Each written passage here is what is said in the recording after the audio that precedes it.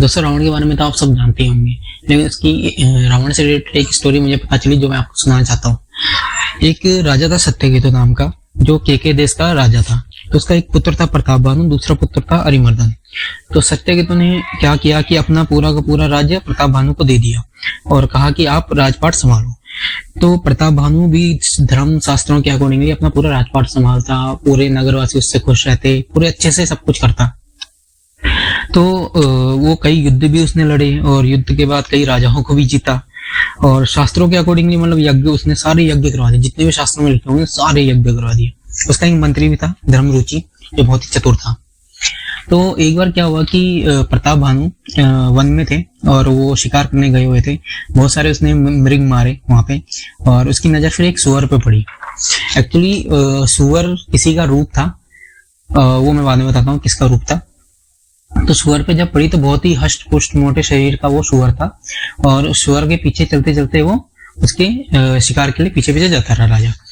तो राजा देखता कभी सुअर छुप जाता, कभी अचानक से आ जाता, तो वो राजा के क्रोध को भी बढ़ा देता। और राजा ने कई तीर भी मारे पर वो सुअर पे लगता ही नहीं। तो ऐसे करते करते सुअर उसे बहुत दूर जंगलों में ले गया और एक गुफा के अंदर चला गया। अब गुफा के अंदर जब गया तो राजा को लगा कि मैं इस गुफा में तो जा नहीं पाऊंगा। तो राजा ने जब पीछे देखा तो उसको दिखा कि वन में अब वो भटक चुका है, उसको रास्ता नहीं था वापस कैसे जाए। तो वो थकावट के मारे भूखा प्यासा राजा बहुत ही परेशान हो गया। तो उसकी नजर एक आश्रम पे पड़ी। उस आश्रम में एक ऐसा मुनि बैठा हुआ था जो राजा ने उसके साथ युद्ध किया था किसी टाइम पे, और वो राजा युद्ध में अपनी सेना को छोड़ के जंगल में भाग गया था और वो उसने एक कुटिया बना ली थी, वहां वो रहने लग गया था। तो उसकी पूरी वेशभूषा सब कुछ चेंज हो गई थी वहां रह के। तो वहां जब वो कुटिया में प्रताप भानु राजा पहुंचा तो वहां देखा उसने उस मुनि को। तो उसने मुनि से पूछा कि आप क्या कर रहे हो, क्या कौन हो, क्या मतलब यहाँ कब से हो। तो मुनि ने पहले तो कुछ नहीं बताया, और मुनि ने भी समझ गया, उसको देखते ही वो समझ गया कि ये प्रताप भानु राजा है और इसने मेरे साथ युद्ध किया था और मैं इससे हार गया था। तो उसको एक खुंदक थी मन में, मतलब उसको गुस्सा तो था ही कि इस राजा ने मेरे साथ ऐसा किया था। फिर भी उसने राजा को कहा कि जाओ वहां से आप पानी पी लो। तो उसके बाद क्या हुआ कि उसने यही बोला कि राजा अब तुम कहाँ जाओगे इतनी दूर वापस, और आप रास्ता भटक ही चुके हो, और अभी आपका जो नगर है वो अराउंड 560 माइल्स दूर है। तो इतना दूर अभी आप एक काम करो यहीं रुक जाओ। तो राजा ने कहा बात तो सही है। तो राजा ने उसके बारे में और जानने की कोशिश की कि आप अपने बारे में कुछ बताइए मुनि जी। तो मुनि जी ने कहा कि मेरा नाम भिखारी है, हम निर्धन हैं और घर घर जाके हम दान दक्षिणा लेते हैं। तो उसके बाद क्या हुआ कि तो जब उस मुनि ने राजा को कहा कि मेरा नाम भिखारी है एंड हम निर्धन हैं एंड गली गली जाके लोगों के पास जाके हम दान दक्षिणा लेते हैं, तो राजा ने कहा कि ऐसा तो हो नहीं सकता। आप जैसे लोग हमेशा क्या करते हैं, अपना स्वरूप को छुपाए रहते हैं, और वो एक्चुअली होते हैं ज्ञान में बहुत ही उच्चतम स्थान पर रहते हैं ज्ञान के मामले में, और अहंकार उनमें बिल्कुल नहीं होता, और वेद उनके बारे में इसीलिए कहते हैं, और इसीलिए मैं आपको प्रणाम करता हूँ, आप जैसे भी मैं फिर भी आपको प्रणाम करता हूँ। राजा ने ऐसा कहा। तो वो समझ गया कि राजा को मुझ पे मतलब एक रुचि आ रही है, एक स्नेह प्रकट हो रहा है राजा का मेरे लिए। तो उसने ऐसे बातों करते करते करते करते मुनि ने क्या कहा कि सुनो मेरा नाम है एक तनु।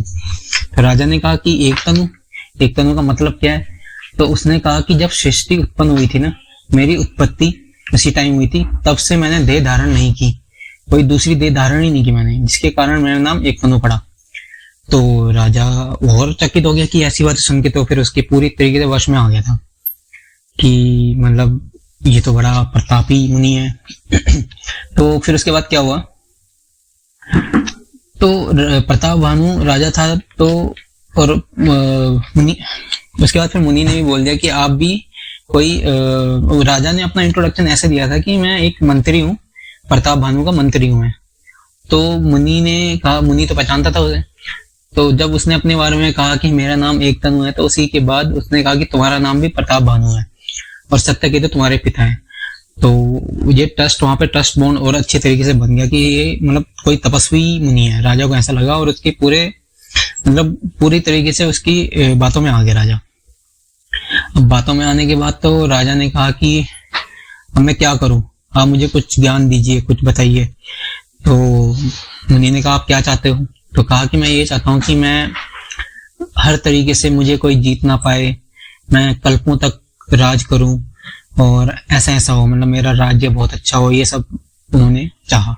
मैंने कहा देखो ये सब हो सकता है, लेकिन तुम सबको जीत लोगे, लेकिन ब्राह्मण होते हैं जो उनको उनका गुस्सा, उन पे विजय पाना असंभव है, क्योंकि वो ज्ञान में सर्वप्रथम होते हैं, बहुत ही तप करते हैं, तो इसलिए उनके पास एक अलग ही टाइप की पावर होती है, तो आप उनको नहीं जीत पाओगे।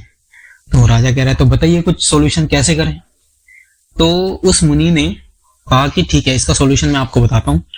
तो आप एक काम करिए कि अपने घर में सब ब्राह्मणों को न्योता भेजिए खाने के लिए और उनको बहुत सारा खाना खिलाते रहिए, और वहां आके मैं आपका रसोइया बन के वो खाना बनाऊंगा और आपकी हेल्प करूंगा, आपको समझाऊंगा, और आप वो खाना उनको परोसते रहिए। तो राजा ने कहा ठीक है। तो कुछ दिन बाद फिर राजा अपने जब राज्य में गया तो वहां उसने घोषणा कर दी कि सारे ब्राह्मण लोग, संत महात्मा वहां पे आए खाना खाएं। अब संत महात्मा लोग वहां पे आए तो हुआ क्या कि जो उसका रसोइया घर था राजा का, वहां जाके उस मुनि ने वेश बदल के आया था वो एक रसोइया का बनके, तो रसोई घर में जाके उसने खाना जो बनाया था पशुओं का मांस पका दिया था और उसी मांस में कुछ ब्राह्मणों का भी मांस मिला दिया था। एंड ये राजा को पता नहीं था, क्योंकि खाना तो वो बना रहा था।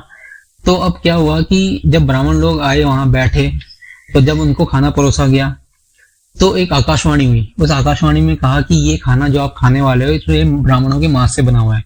उसी वक्त सारे ब्राह्मण क्रोध हो गए और क्रोध में उठकर बोले कि मूर्ख, तेरा सारा परिवार जाकर राक्षस हो जाए, ऐसा श्राप दे दिया और 1 साल के अंदर तेरा नाश हो जाएगा, तेरे कुल में पानी देने वाला कोई नहीं होगा, तेरा सारा साम्राज्य राक्षस की तरह बनने लग जाएगा।